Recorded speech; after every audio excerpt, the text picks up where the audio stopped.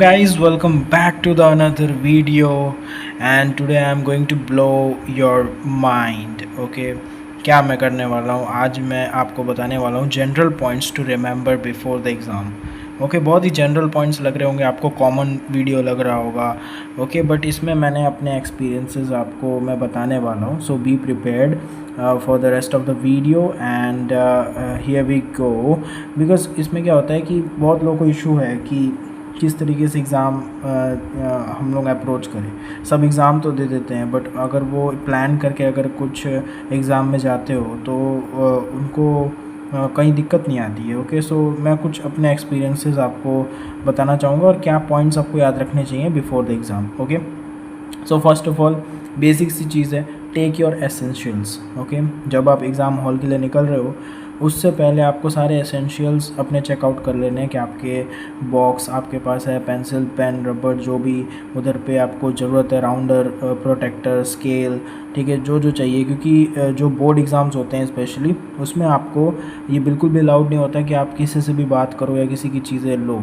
ठीक है, अगर आप पकड़े गए तो बहुत ही स्ट्रिक्ट एक्शंस लिए जाते हैं. तो ये बहुत ही इंपॉर्टेंट पॉइंट है, टेक योर एसेंशियल्स.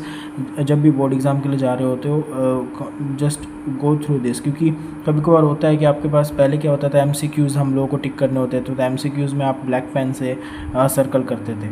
तो ब्लैक पेन अगर कोई लाना भूल गया है तो वो प्रॉब्लम हो जाती थी, उसमें 50 मार्क्स उसके अटक जाते थे. क्योंकि वो किसी से मांग भी नहीं सकता और टीचर को भी बताएगा तो फिर वो प्रॉब्लम होती थी. तो इसलिए बहुत ही इंपॉर्टेंट पॉइंट है, बहुत ही दिमाग में रखने वाला पॉइंट है कि take your essentials really really well. Okay, now we are moving towards our next point, use to your seat before 5 minutes. हमेशा आदत डालो कि 5 मिनट पहले अपने एग्ज़ाम हॉल में पहुंच जाओ. ठीक है, ज़्यादा नहीं, 5 मिनट पहले. ठीक है, 11 बजे है तो 10:55 को अपने एग्ज़ाम हॉल में you have to be there. Okay, अपने सीट पे जाके बैठ जाना है. ठीक है, ऐसा हो तो एक दिन पहले जाके अपना सीट देख लो एग्ज़ाम हॉल में एंड यू हैव टू उधर पे. अगर ऐसा होता है कि नहीं उसी दिन पता चलेगा सीट के बारे में, कॉलेजेस में मेनली ऐसा होता है कि आपको at the day of the exam you will be able to see your seats before the exam. Okay, तो वो प्रॉब्लम होता है, इशू होता है. इसलिए जस्ट ट्राई करो कि आप थोड़ी देर पहले आके उधर पे अपने सीट्स ढूंढ लो. ठीक है, कि कौन से ब्लॉक में, कौन से बिल्डिंग में, कौन से रूम में, कौन सा बेंच नंबर आपका है. ठीक है, तो वो चीज़ कर लो. और 5 मिनट पहले आने के लिए मैं क्यों बोल रहा हूँ, बोर्ड एग्ज़ाम्स में बहुत ही ये नेसेसरी होता है. क्योंकि आप जहाँ पर बैठोगे उधर पे आजू बाजू आप कंफर्टेबल हो या नहीं. ठीक है, वो चीज़ देखना बहुत ज़रूरी है. अगर आपको जहाँ पर आप बैठे उधर पे कहीं पे स्मेल आ रही है, या तो आपको सफोकेशन हो रहा है, या तो घुटन जैसी महसूस हो रही है, या तो फिर आपको कुछ ठीक नहीं लग रहा जहाँ पर आप बैठे हो, तो आप अपने एग्ज़ामिनर को या तो जो टीचर उधर पे हैं उनको आप बता सकते हो प्री एग्ज़ाम. ठीक है, एग्ज़ाम चालू होने के बाद नहीं, एग्ज़ाम चालू होने से पहले ही बता दो. तो क्या होगा कि वो उसका कुछ हल निकलेगा. अदरवाइज़ एग्ज़ाम चालू हो गया उसके बाद आपका फिर अगर आप बताते हो तो उसमें क्या होगा कि टाइम भी जाएगा. ओके, तो बेसिकली जो मतलब हम लोगों ने जो दिया था, जब मेरे टाइम पे जो एग्ज़ाम होते थे, मतलब जब हमने 10th का बोर्ड दिया था तब 50 MCQ आता था और 50 थियरी आता था. ओके, तो उसको हम टैकल कैसे करते थे, 50 MCQ 50 थियरी है तो 50 MCQ हम लोग के MCQ में है ना, स्टार्टिंग से मैथ्स के जो MCQs होते थे उसको सॉल्व करने पड़ते थे. तो सॉल्व करने के लिए नॉर्मली हमको जो है जो आते थे वो ठीक है, वरना हम लोग नेक्स्ट पे चले जाते थे. क्योंकि टाइम नहीं रुकने वाला है, हम रुक गए तो टाइम नहीं रुकने वाला है.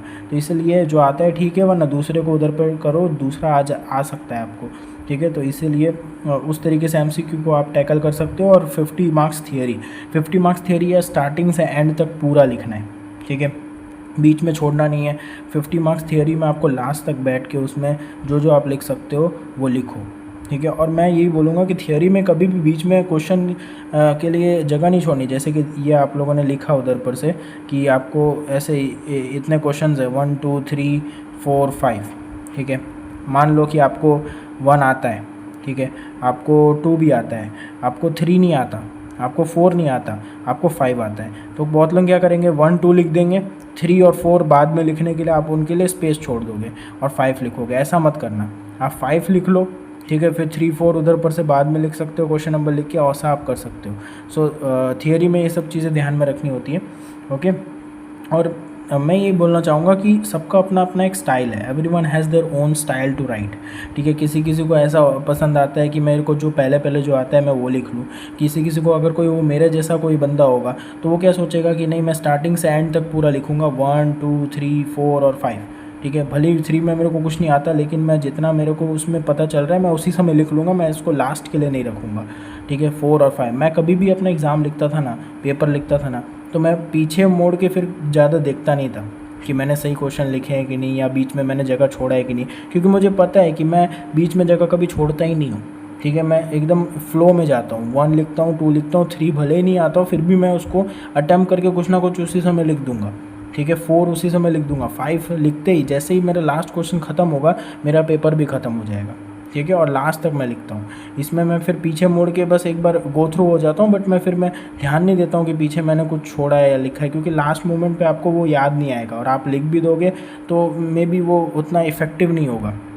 ठीक है, तो ड्यूरिंग द एग्ज़ाम आपको टाइम मेंटेन करके ये सब जो बीच बीच के जो लूप होल्स है उसको भी लिखना होता है। ठीक है, तो everyone has their own style, मेरे कहने का वो मतलब है। तो आपको जैसा स्टाइल ठीक लगता है वही आप फॉलो करो, जो स्टाइल आपको फ़ायदा दे रहा है, आपको मार्क्स दे रहा है, आपको एजिलिटी दे रहा है, आपको फास्ट बना रहा है पेपर लिखने में, वो आप तरीका आजमा सकते हो। ठीक है, this is just the general points which I am saying to you guys. Okay, so write your okay, so now अगर आपको ये वीडियो का एम क्या है कि आपके जो भी प्रॉब्लम्स है रिलेटेड द एग्ज़ाम उसको फाइंड आउट किया जाए, उसको नोटिस किया जाए और उसको सॉल्व किया जाए through our videos, okay, through our channel. तो क्या करना है, आपको कमेंट सेक्शन में जाना है और अपने एग्ज़ाम से रिलेटेड जो भी प्रॉब्लम है उसको लिख देना है बेझिझक। ठीक है, कुछ शर्माना नहीं है, जो भी कमेंट में मतलब कमेंट सेक्शन में जाकर लिख दो। ठीक है, एग्ज़ाम से रिलेटेड कुछ भी प्रॉब्लम आ रही है उसके लिए separate video I will make. Okay, make sure कर रहा हूँ, I will make that.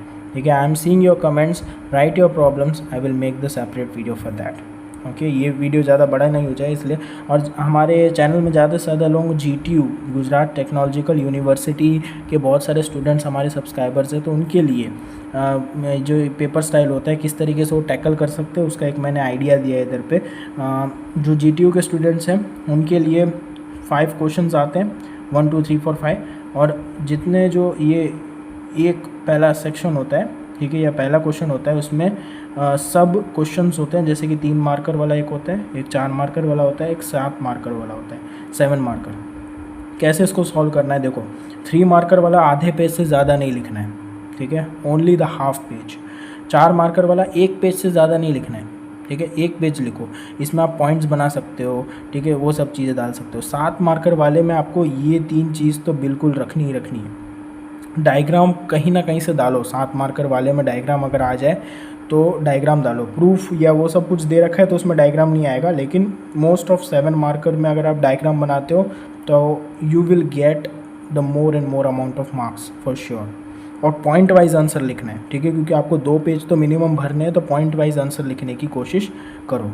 Okay, so in this way you can tackle the GTU paper questions, 3 marker, 4 marker and 7 marker in this way. Okay, so video ज़्यादा बड़ा नहीं बन जाए इसलिए guys आज के लिए बस इतना ही। But let me know in the comment section. मैं देखिए सबके तकलीफ़ें मतलब एक ही वीडियो में सॉल्व नहीं कर सकता, तो right me in the comment section below about any other problems. I will solve it out in my next upcoming videos. I'm seeing you your queries in the comment section below. Okay, so once again thanks for watching this video till this moment guys, and I will see you guys in my next video. Thanks.